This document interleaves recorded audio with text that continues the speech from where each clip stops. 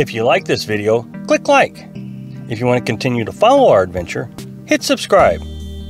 Your support would be greatly appreciated. Hello, Thousand Road subscribers and followers. Oh, a couple weeks ago, I made a video that talked about don't be a broke nomad or something to that effect. I don't remember the exact title. Doesn't matter. But that video is very important to the context of this video. So I'm going to put a link to that video right here. And if you haven't seen it, you may want to check it out, because in it I talk about don't start this lifestyle broke or destitute.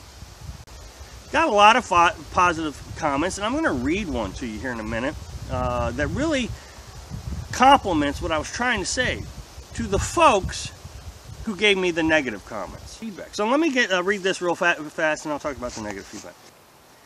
This is from Tulane Hobo, and he says, new subscriber here. So thanks, Tulane, for subscribing. I really do appreciate it. He says, finally, some honesty. People do need to understand this isn't a way out of the rat race. It can be a cheaper way to live for some, but not a solution. I chose this lifestyle 30 years ago at 18. My dad gave me an old 1978 Ford pickup and with a camper in the bed. I took a job back then working for a construction company that traveled around the U.S. I didn't start out because I was hurting for money or in debt. I was secure with the company. I saved for years because they provided me my expenses for the most part. I've worked for different companies over the years and still working for one now. I love this life because I could choose it and not escape something. He says, I like your honesty in this because I see these YouTubers glamorizing this lifestyle, and it's a truly false sense of security.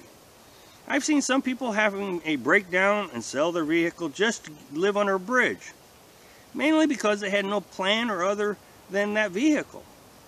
I was lucky to have a dad who made me save back then, and I've been on the side of the road with blown gaskets, 2 totaled vehicles. This life is not easy, and if you can fix your current situation, then do that. Anyway, thanks for your honesty, and best of luck to all your viewers. You should have more. And I'm really glad he said that, and I'm really glad that I'm able to use that as a point of reference to folks who gave me the negative comments, because they feel like I'm not an authority in this subject, that I cannot discuss being destitute because I've never been broke. Or, you know, it's easy to say this when you have a silver spoon in your mouth. No, I wasn't raised with a silver spoon. My parents, you know, they were teenage parents. Mom was 16 when she had me, and Dad was 17. So no, they didn't have a lot of money. Dad tells the story that for breakfast he would shoot a squirrel out the window. You know, it was a tough time. We didn't have a lot of money, and there was times I bet we didn't have any money. So no, I wasn't raised with a silver spoon. But I want to talk about being destitute in an adult life and having to make a decision between, okay, I'm going to get myself out of this current situation, or I'm going to go live in a car. As I've said several times, I used to be self-employed. I was self-employed, ran a consulting company for 10 years. And twice, the business basically failed. I mean, I was stubborn. I wasn't going to let it go, but it basically failed. And I had to rebuild it twice. I started in 2001. By 2003, the economy, I think it was the dot-com bubble busted, and my company, I mean, just bottomed. I mean, bottomed, totally bottomed. I had $800 left. That's all I had. But here's the thing. I didn't just spend the $800 eating and paying my bills and all that. No, I invested it. I invested in a riding lawnmower. Cheap one, $800. Well, I didn't spend $800. I think the riding lawnmower at the time was $600. Got it at Walmart. Put an ad in the paper that I was going to cut grass for $10 a yard. Within the first week I was making $100 a week. That's $400 a month. That was getting us through pretty quickly. within a few weeks, I was making, you know, $800, $1,000 a week or a month. Fast forward to 2008, we were in a better situation then. We had a house, we had some property. You know, we still had to pay the house payment, we still had to pay the car payments. I mean, so it was a little rough. But the business didn't totally sink, but it was really in trouble. 2008, the economy crashed again.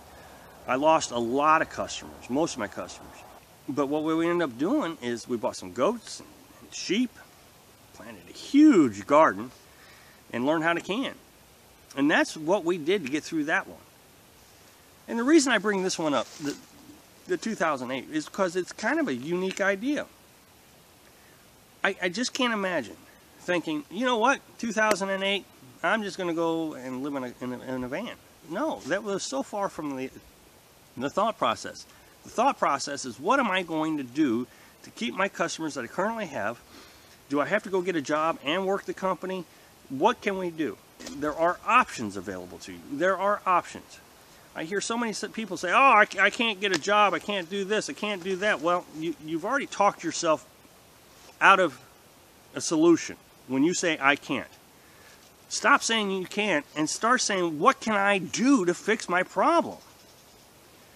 You know, and I don't want to get in everybody's personal issues. That's not the point. But then a lot of people just have personal issues that tell them that they can't.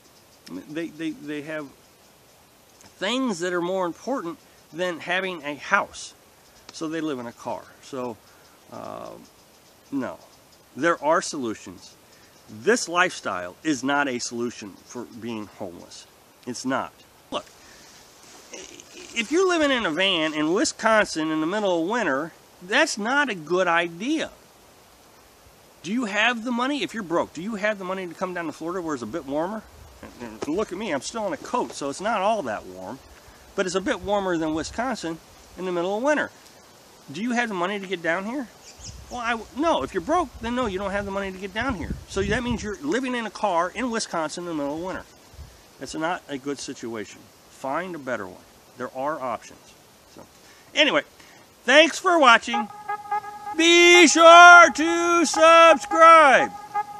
Click like if you like the video. And happy travels.